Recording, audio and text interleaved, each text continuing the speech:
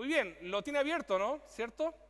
Marcos 6, del 1 al 6, dice así la palabra del Señor. Lo leo con el énfasis que me gustaría darle. Dice: salió Jesús de allí y vino a su tierra, y le seguían sus discípulos. Y llegando el día de reposo, comenzó a enseñar en la sinagoga, y muchos, oyéndole, se admiraban y decían: ¿de dónde tiene estas cosas? ¿Qué sabiduría es esta que les da, y estos milagros que por sus manos son hechos? Oye, ¿no es este el carpintero, el hijo de María, hermano de Jacob? Porque era chileno el que decía. De José, de Judas, de Simón. La idea del texto es esa, es como, ¿no es ese? Oremos. Querido Dios, te damos gracias por darnos la bendición de poder escuchar tu palabra. Queremos, Señor, que tú hables fuerte y claro a nuestra comunidad, en nuestra comodidad. Gracias, Señor, porque nos permites acercarnos a ti para ser desafiados, para ser transformados. Espíritu Santo, ilumina nuestras mentes, transforma nuestros corazones, y que tú puedas hablar, Señor, para que nosotros podamos aprender mucho más del conocimiento de tu amor y de tu gracia. Gracias, Señor, en el nombre de Cristo Jesús. Amén y amén. Hoy vamos a hablar lo que no es suficiente para creer en Jesús. Jesús era un tipo normal. Jesús era lo menos religioso, o lo menos o presentaba la menos imagen religiosa posible. Es el hijo de María, el carpintero. La idea del texto aquí es que Jesús era una persona normal para su gente, para los que lo conocían de niño. Era una persona muy normal. Jesús no es un sacerdote del templo y no está ocupado en cuidar y promover la religión. Su cuento es otro. Su cuento es estar con la gente, entender a la gente, estar con la gente. Y creo que la iglesia tiene que cumplir también ese rol. ¿Qué es lo que pasó aquí? Jesús tenía vecinos que lo conocían desde niño, y la gente que lo vio crecer, ninguno de ellos lo podía confundir con un maestro de la ley. Era Jesús, el hijo del carpintero. Si Jesús existiera hoy, sería lo menos parecido a un religioso de los que estamos acostumbrados, incluyéndome. De hecho, sería mucho más normal de lo que pensamos. Piensa en alguien normal, Jesús se parecería a él. Y es por eso que Jesús sabe lo difícil que es creer en Él como Dios cuando se trata de nuestros propios recursos, cuando se trata de cómo nosotros miramos a Jesús. Es imposible creer en Jesús desde nuestra forma de verlo, porque Él mismo decía: no hay profeta sin honra, sino en su propia tierra. Aquí Jesús enfrenta justamente la imposibilidad de la gente, de su propia gente, de creer en Él. Y la gente que lo conocía desde niño, que supuestamente tendría más argumentos o más recursos o más cosas para decir: este es alguien especial. Y es interesante porque aún conociéndolo desde niño, no era suficiente. Y yo quiero plantearles esto, y yo me incluyo, a los cristianitos que hemos nacido de familias cristianas, porque conocerlo desde niño, admirar las historias que nos cuentan de Él, no es suficiente para creer en Jesús. Esta gente lo conocía desde niño y era imposible, algo tenía que pasar en sus vidas para que puedan creer en Jesús. Por lo tanto, si mi papá es pastor, yo no soy pastorcito. Si mi papá es hamburguesa, yo no voy a ser hamburguesita. ¿Se entiende? Es como no se hereda. Esto como la salvación no se hereda, la salvación se experimenta como algo muy particular y muy especial y muy único para cada uno de nosotros. Pero no solamente eso, Jesús llega a Nazaret acompañado de un grupo de discípulos y con mucha fama, con una fama de sanador, con una fama de curandero. Y particularmente sus vecinos no sabían en qué pensar. En las clases de escuela dominical estamos hablando sobre Marcos, y dice que la fama de Jesús estaba desde el norte hasta el sur. Jesús era famoso en esa época, y la gente que lo conocía decía: ¿pero por qué? ¿Qué tiene este? ¿Qué sabiduría tiene este? Como que no lo podían relacionar. Muy bien, lo que no es suficiente para creer en Él, para creer en Jesús, es todo lo que pienso que es suficiente para hacerlo. Lo que no es suficiente para creer en Jesús es todo lo que pienso que es suficiente para hacerlo. Veamos, ¿qué podría ser lo que nosotros pensamos que es suficiente para adorar a Jesús como Dios y servirle como Señor? ¿Qué podría ser suficiente en tu vida para adorar a Dios y servirle a Jesús como Señor? ¿Qué podría ser? ¿Qué podría ser suficiente? ¿Nuestra admiración? ¿Nuestro asombro? ¿Nuestro conocimiento de Él? ¿Aquello que percibimos de Él? Muy bien, hoy vamos a hablar sobre eso, lo que no es suficiente para creer en Jesús. La primera cosa que no es suficiente para creer en Jesús es nuestra admiración por Él. Versículo 2. Es innegable nuestra fascinación con Jesús. Es un personaje histórico bastante único como para que pase desapercibido. Pero miren lo que dice versículo 2. Y llegado el día de reposo, comenzó a enseñar en la sinagoga. Y muchos, oyéndole, se admiraban, dice, y decían: ¿de dónde tiene estas cosas? ¿Qué sabiduría es esta que le es dada? Y estos milagros, dice, que por sus manos son hechas. Bien interesante esta parte.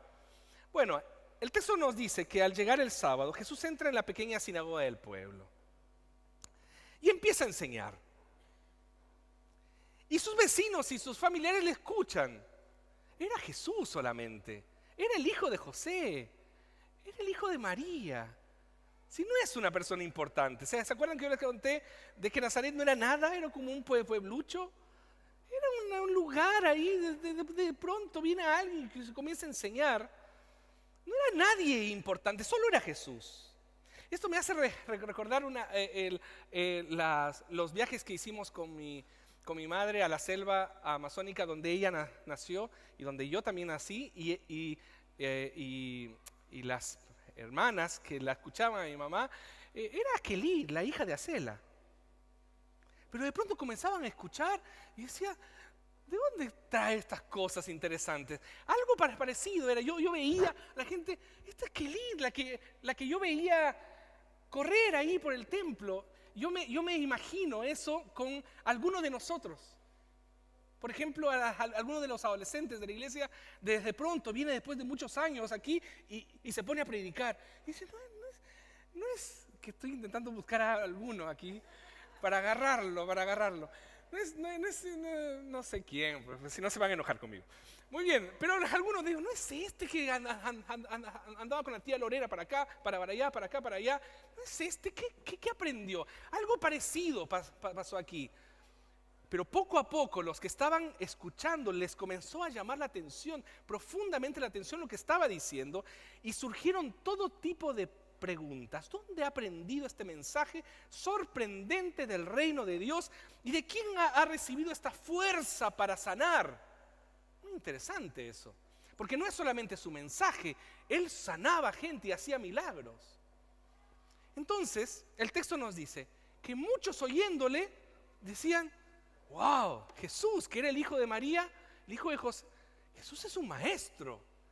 Y se admiraban, dice, se admiraban por estos milagros que por sus manos son hechos. Pero ahí viene la pregunta: ¿la admiración es suficiente?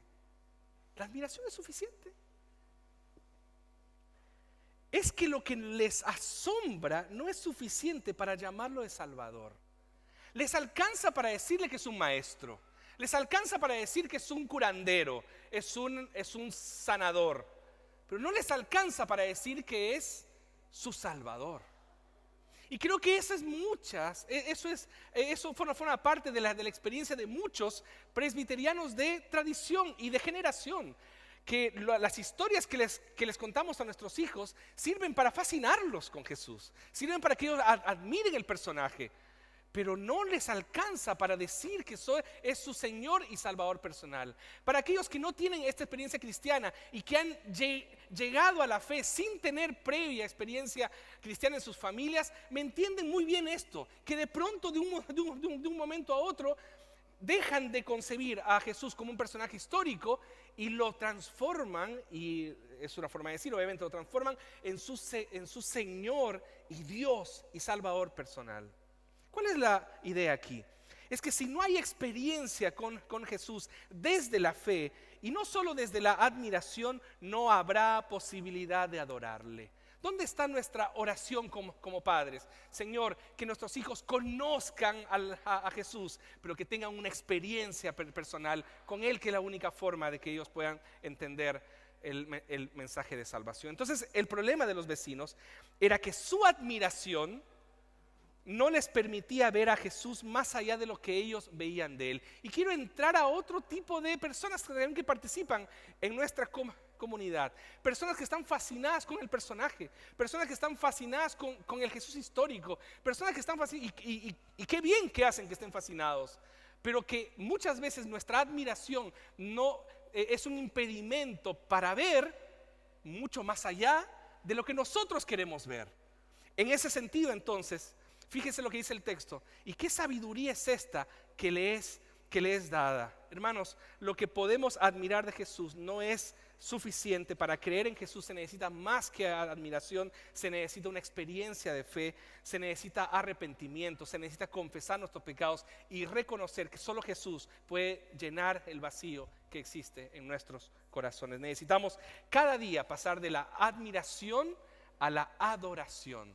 ¿Se ha fijado que a veces algunos pololos, yo creo que esto lo dije alguna vez, a mí como que me incomoda esos pololos que son como muy melosos? ¿Se ha dado cuenta de esos pololos? Así como, yes, ay, qué terrible. Y que sí, mi amorcito, besito, que yo, ay, qué terrible. Pero eso es porque yo de afuera no entiendo la dinámica de intimidad que tienen ellos, que tienen una dinámica bastante particular. Algunos se ríen, parece que se sienten aludidos ahí. Como que ahí, ¿no? Pero de afuera no se entiende. Pero ellos, qué bien que lo disfrutan. Cuando estamos en adoración, hay gente que está bien metida con la adoración. Y gente que está con el Señor y está adorando y levantando las manos y está compenetrado con la oración. No lo mire raro, usted no entiende la intimidad que esta persona tiene con el Señor Jesús. Es interesante la libertad que nos trae la adoración. La admiración no. La admiración es, bueno, sí, yo voy a estar aquí, qué lindo, Jesús. Admirable Jesús. Pero la adoración es, oh Señor, eres tremendo para mí, eres mi todo, eres mi Dios. ¿Se entiende, cierto? Es pasar de la admiración a la adoración. Es importante cuando nosotros queremos tener una relación con Él. Primera cosa. Segunda cosa, nuestra percepción de Él. Mire lo que dice versículo 3. ¿No es este el carpintero? Hijo de María, hermano de Jacobo, de José, de Judas, de Simón. Lo conocían perfectamente, parece, ¿cierto? ¿No están también aquí con nosotros sus hermanas? Y se escandalizaban de Él. Hermano, si alguien te pidiera una descripción de Jesús, ¿cuál sería? Esta semana le di vuelta a eso. Si alguien te pidiera una descripción de Jesús, ¿cuál sería? Describe a Jesús en tu mente.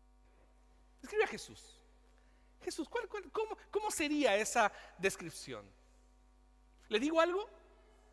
Nuestra idea de Jesús condiciona nuestra forma de vivir la fe. Nuestra idea de Jesús condiciona nuestra forma de vivir la fe. Si nuestra imagen, por ejemplo, si nuestra imagen de Jesús es de un idealista romántico, seguramente nuestra fe también vivirá en una nube de ideales románticos que solo existen en un mundo irreal. Bueno, mucha gente vive su fe así. El Jesús de bata blanca, que andaba así como solamente bendiciendo, ¿cierto? Pero podemos tener otra imagen de Jesús también. Este Jesús más contestatario, este Jesús más involucrado con la gente, este Jesús más involucrado con su ciudad. Interesante, porque eso me invita entonces a mí a un desafío mucho más grande de la fe. O tal vez puedo encontrar a Jesús en mi amigo y frente a la soledad vivir la experiencia de la fe desde la compañía de Jesús. Entonces, los vecinos de Jesús solo describieron lo que sabían de Él. ¿No es este el carpintero? lo que sabían de él. ¿No es este el carpintero, el hijo de María, el hijo de Jacobo, de José, de Judas y de Simón y sus hermanas? Pero ahí está el problema. Jesús es más que un carpintero. Jesús es más que el hijo de María. Jesús es más que el mayor de 5 hermanos. En lugar de acogerlo tal como él se presenta, ellos quedan bloqueados por la imagen que tienen de Jesús.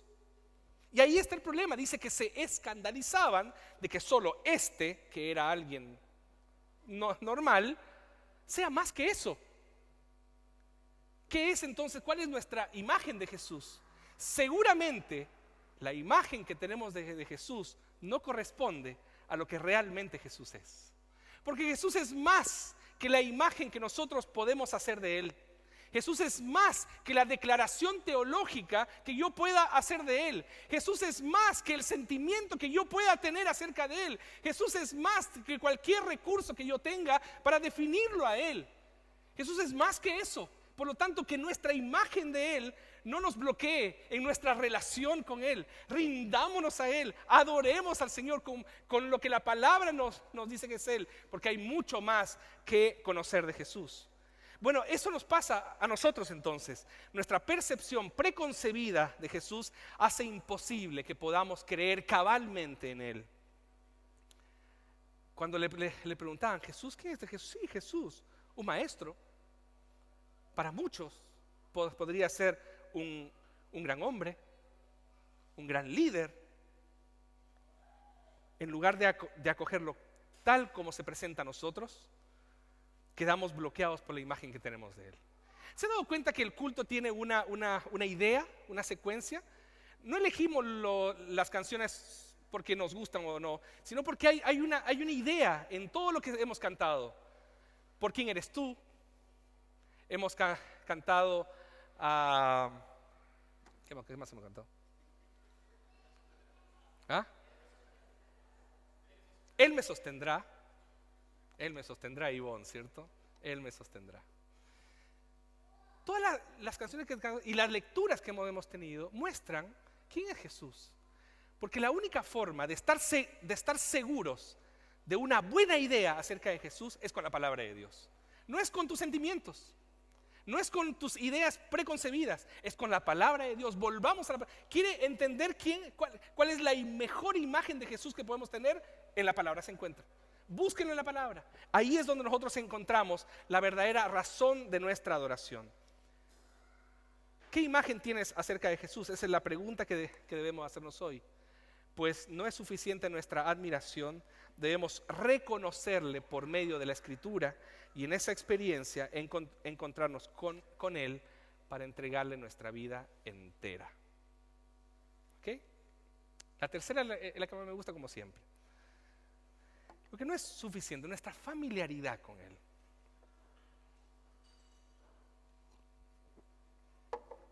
Cuando yo recién me casé, Esther no está, por eso lo puedo contar. Uno tiene que hablar de las personas cuando no están. No, es broma.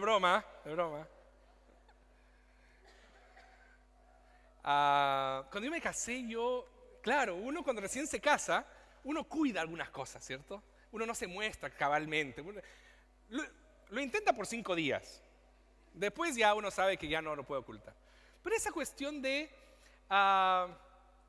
eruptar, ¿no?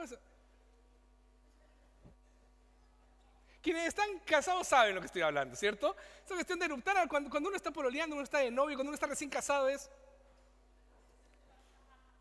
¿no? Cuando uno ya lleva 10 años, chico, ya está. El tema es cuando tienes hijos después, que los hijos tienen que aprender a comportarse públicamente. Bueno, mis hijas están en ese trabajo porque en la casa nos escuchan a nosotros. Entonces, mis hijas, hija, aquí no. Pero ¿y tú cómo en la casa? Es todo un problema. ¿Qué pasa con la familiaridad? ¿Qué cosas que nosotros cuidamos para que nuestra relación pueda mantenerse bien y pueda tener? Nosotros nos vamos relajando y vamos prestando atención al impacto que producen palabras. Cuando uno dice todos los días, ¿qué que no está mal, quien lo hace lo puede seguir haciendo, pero es una forma de decir, te quiero, te amo, todos los días. Ya llega un momento en el que la palabra ya se vuelve repetitiva, ¿se entiende, no? Si usted lo hace, yo lo hago toda la mañana que yo me levanto, hola amor, buenos días, te amo, eres la mujer de mi vida. No, mentira.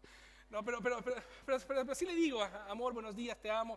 Eso fue una práctica. Pero yo un día pensé, cuando yo le diga así porque a veces uno siente, ¿cierto? Así como, tengo que decirle a Esther que la amo. Amor, te amo. Sí, me lo dijiste hace 5 minutos. Se entiende, ¿no? Es como pierde el impacto, pierde el significado.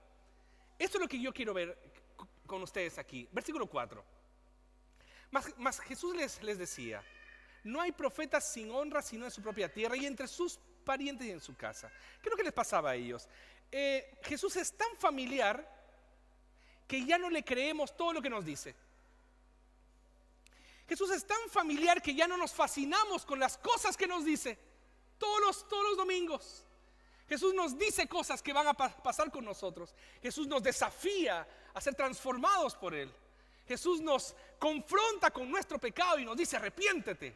Jesús nos desafía a salir como iglesia y transformar esta sociedad para su gloria. Pero por alguna razón estamos tan familiarizados con Jesús que el impacto de esas palabras ya no son las mismas. ¿Cuál es mi idea aquí? Es que ¿por qué se resisten tanto a creer que Jesús era un profeta? Jesús les dice, no hay profeta sin honra sino en su propia tierra, porque soy demasiado familiar para ustedes. Yo quiero llevarlos a esta idea. Lo que no es suficiente para creer en Jesús es acostumbrarnos a la presencia de Él. Yo quiero invitarlo a fascinarse con Jesús todos los días. Cada semana hay cosas nuevas que tenemos que encontrar de Jesús en su palabra para seguir fascinándonos con Él y que sus palabras continúan siendo ese impacto que nosotros necesitamos. Pero quiero ir un poco más, quiero hincar un poco más en el asunto aquí. Ellos tienen su sinagoga, ellos tienen sus libros sagrados, ellos tienen sus tradiciones, ellos viven en paz con su religión. De alguna manera yo siento que nosotros vivimos en paz con nuestra religión. Estamos tranquilos, estamos aquí. La semana pasada se sintió desafiado para durante toda la semana predicar el evangelio a toda criatura, ir a ser discípulos y impactar en la sociedad. Se sintió desafiado, ¿no? Estamos cómodos. Como ellos estaban cómodos. ¿Por qué? Porque aceptar y reconocer la presencia profética de Jesús puede romper la tranquilidad de la aldea y puede romper la tranquilidad de nuestra iglesia y puede romper la tranquilidad de nuestra espiritualidad. ¿Qué es lo que te quiero decir con eso? Que Jesús representa un gran problema para nuestra vida. Acogerlo como profeta significa estar dispuestos a escuchar el mensaje de Jesús que nos dirige en nombre de Dios. ¿Qué es lo que implica eso? Que asumirlo como profeta implica que nosotros reconocemos que necesitamos ser transformados hoy. Porque dice, no hay profeta sin honra en su propia tierra, porque ellos no conseguían ver a Jesús como profeta. Usted consigue ver a Jesús como profeta, como el que habla en el nombre del Señor para desafiarlo, para transformarlo, para sacarlo de aquí, hacia afuera quiero decir, para la transformación del mundo. Es necesaria nuestra rendición. Es necesaria nuestra rendición a Jesús. Aceptar que Jesús viene de parte de Dios, confesando que Dios encarnado en Jesús nos demandaría transformar profundamente nuestras vidas. Y yo quiero invitarlo a eso. Quiero invitarlo a que lo que usted haga sea suficiente para seguir creyendo en Jesús. En estas tres cosas. Porque esto es lo que no. Pero en estas 3 cosas. Para seguir creyendo en Jesús es suficiente nuestra adoración a Él. Es suficiente nuestro reconocimiento de quién es Él. Y es suficiente nuestra rendición. Si estamos rendidos a lo que el profeta dice, a lo que el Señor dice en su palabra, y nos sentimos desafiados por Él, hermanos, cosas significativas van a pasar en nuestra espiritualidad. Quiero plantearlo así. Lo que no es suficiente para creer en Jesús es todo lo que pensamos que es suficiente para hacerlo. Admiración, nuestra percepción y nuestra familiaridad. Con esto termino. Versículo 5. No me olvidaba del 5. Miren lo que dice el versículo 5. Y no pudo hacer allí ningún milagro, salvo que sanó a unos pocos enfermos. ¿Por qué milagro es diferente de sanidad aquí? ¿Se lo pregunta o no? Yo me lo pregunto. No tengo. Gracias, Ivonne. Gracias, tan amable siempre, Ivonne. Muchas gracias. ¿Por qué es diferente milagro de sanidad? Interesante eso. Y estaba asombrado de la incredulidad de ellos. Y recorría las aldeas de alrededor enseñando. ¿Cuál es la idea? Yo no quiero, y me imagino que usted tampoco, yo no quiero que la historia termine mal en medio nuestro. En Nazaret terminó mal. Y no pudo hacer allí ningún milagro. Usted sabe que la palabra milagro aquí tiene que ver con señales. Y no pudo hacer allí ninguna señal del reino de Dios. No hubo ninguna marca del reino de Dios en esa aldea. Hermanos, nosotros necesitamos una comunidad donde haya marcas del reino de Dios. Y creo que Dios está levantando ese tipo de comunidad aquí. Donde haya marcas, donde haya personas que lo adoren, personas que lo reconozcan y personas que estén rendidas. Hay marcas del reino de Dios en medio nuestro. Pero ahí no. Al final, ¿qué es lo que hace Jesús? Sana a un par de personas. Ahí está, sana a un par de personas. Pero no está el impacto del reino. Y estaba asombrado, dice, de la incredulidad de ellos. Si te estás quedando en la admiración, en la percepción y en la familiaridad, tenemos la oportunidad de dejarnos fascinar por lo que Él es, con la ayuda de su Espíritu, para reconocerle y así adorarle. Segundo, tenemos la oportunidad de reconocerle cada día a través de su palabra, redescubriendo y así asombrándonos para comprometernos a su servicio. Tercero, tenemos la oportunidad de la presencia profética de Jesús para que rompa nuestras estructuras, para que rompa nuestros bloqueos, para que rompa nuestra resignación, para que rompa nuestra pasividad y nos invite a una mayor transformación en la vida. Nosotros necesitamos rendirnos a Jesús. Y si nada de esto ocurre, pues bien, Jesús seguirá. Jesús seguirá recorriendo las otras aldeas alrededor, enseñando, cautivando y transformando. Hermanos, que Jesús se quede, que Jesús impacte, que Jesús transforme. Adorémosle, reconozcámoslo y rindámonos a Él. Y que se quede y que más señales del reino puedan aparecer en nuestra comunidad. Que Dios sea siempre exaltado y glorificado en medio nuestro. Oremos. Gracias, Señor, te damos. Gracias, Padre, porque tú nos invitas a que nuestros recursos no son suficientes para acercarnos a ti, para creer en ti. Ayúdanos, Señor, a adorarte, a reconocerte, a rendirnos a ti, para que puedan haber más señales del reino aquí, para que puedan haber más señales de lo que tú estás haciendo en medio nuestro. Señor, hoy, aquí como comunidad, queremos declarar que tú eres el centro de nuestra existencia y de nuestra adoración. Que te reconocemos no solamente como un maestro, sino como nuestro Dios y Salvador personal. Que nos rendimos completamente a ti para que tú sigas transformando y desestructurando nuestra vida, para armarla según tu voluntad, para ser más parecidos a ti, Jesús. Gracias, Señor. Gracias. En tu nombre nosotros oramos. Amén y amén.